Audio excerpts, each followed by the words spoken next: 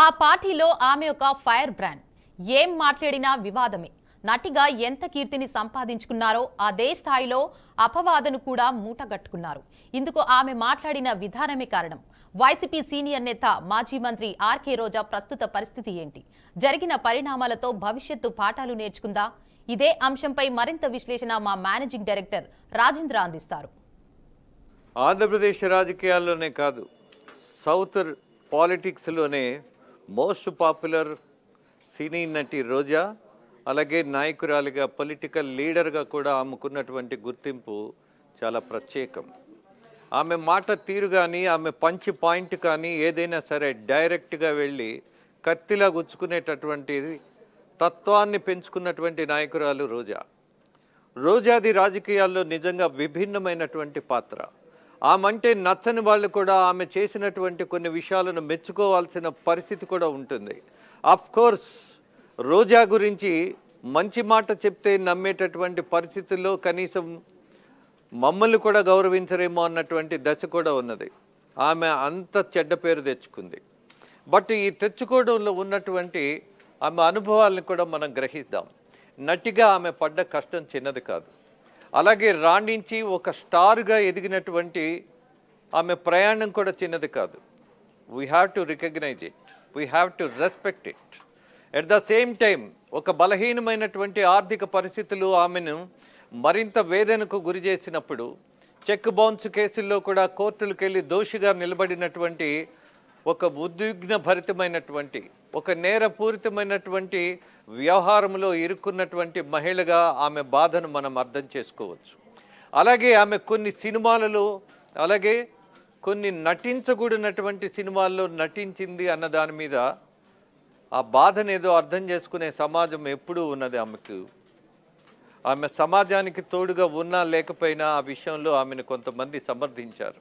అర్థం చేసుకోవాలి, ఆర్థికమైనటువంటి ఇబ్బందుల్లో ఏ ఏ పొరపాట్లు చేస్తామో అన్నది ఒక అధ్యయనంగా తీసుకోవాలి అన్నది ఫైన్.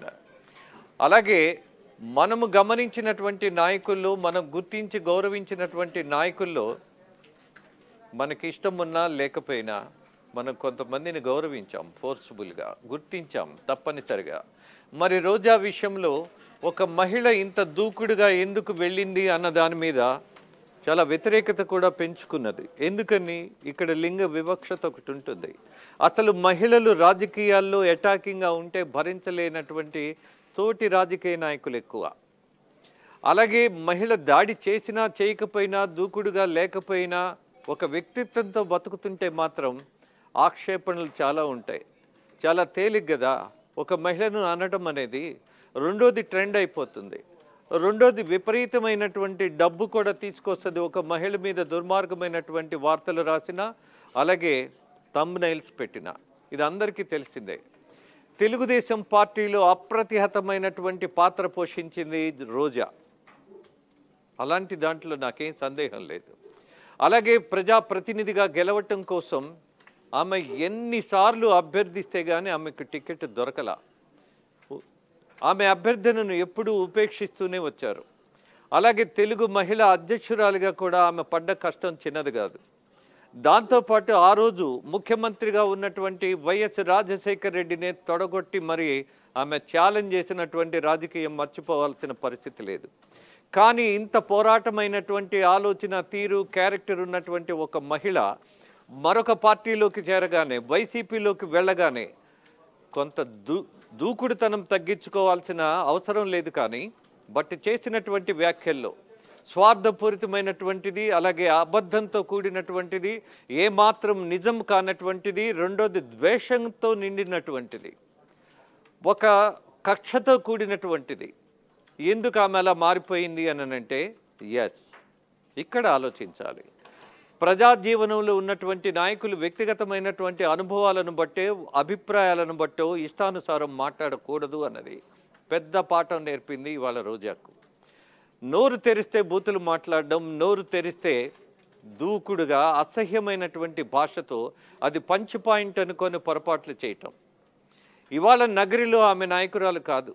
ఆమె సొంత నియోజకవర్గంలో ఏమాత్రం గుర్తింపు లేనటువంటి పరిస్థితి ఆమెది. కానీ స్టేట్ లీడర్గా ఒక గుర్తింపు ఉంది. ఒక మంత్రిగా ఆమెకు అంతో ఇంతో ఒక వార్తల్లో ఉండేటటువంటి క్యారెక్టర్ ఉంది. అది మంచిదా చెడ్డదా అన్నది ప్రస్తుతాంశం కానే కాదు, కానీ బికాజ్ ఆమెను పక్కకు తెప్పించారు జనాలు. నువ్వు పనికిరావు రాజకీయాల్లో అని తేల్చి చెప్పారు. అలాగే మీ పార్టీకి ఏమాత్రం అధికారాల్లోకి రావడానికి అర్హత లేదని తేల్చి చెప్పేసిన తర్వాత ఇవాళ రోజాకు సంబంధించి ఎందుకు ఇలా మారింది అన్న ఒక అధ్యయనంలోనే ఒక మాట చెప్పాలి అన్న ప్రయత్నమే ఇది. ఎస్, అందరిలాంటి రాజకీయ నాయకురాలు కాదు రోజా. ఒక పార్టీలో ఒక వెలుగెలిగింది, మరొక పార్టీకి వచ్చి ఒక మంత్రి అయ్యింది. ఒక మహిళగా ఉన్నటువంటి ఆమె బ్యాక్గ్రౌండ్ చూస్తే ఎవ్వరూ ఆమెకు గాడ్ ఫాదర్స్ లేరు రాజకీయాల్లో. ఎవ్వరూ ఆమెను ప్రోత్సహించి నిలబెట్టినటువంటి పరిస్థితి లేదు. వ్యక్తిగా ఒక మహిళగా గట్టిగా నిలబడి పోరాటం చేస్తే ఒక మంత్రి అయింది. ఆ మంత్రిగా ఆమె ఫెయిల్ అయ్యింది. ఒక మనిషిగా జనంలో చర్చనీయాంశమైంది.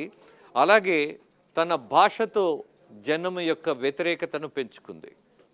ఇక్కడ అదే సందర్భాన్ని గుర్తు చేస్తూ అవకాశం ఉన్నవాళ్ళు, రాజకీయాల్లో దూకుడుగా ఉన్నవాళ్ళు, ధైర్యంతో ఉన్నవాళ్ళు విలువైన రాజకీయం చేస్తే ఇందిరాగాంధీని మించి ఎదగొచ్చు అన్న సత్యం మర్చిపోతున్నారు కొంతమంది మహిళలు. వాళ్ళల్లో ప్రధానంగా రోజా తనను తాను గుర్తించుకోవడమే కాదు, జనం యొక్క భావాలను అలాగే వాళ్ళ ఆత్మగౌరవాన్ని, తోటి మహిళల యొక్క మర్యాదను పెంచేటటువంటి ప్రయత్నం చేయాలి అన్నది మర్చిపోతే ఆమె జననాయకురాలుగా కాదు, కేవలం జబర్దస్త్ ఆర్టిస్టుగానే మిగిలిపోతుంది అన్నది సత్యం.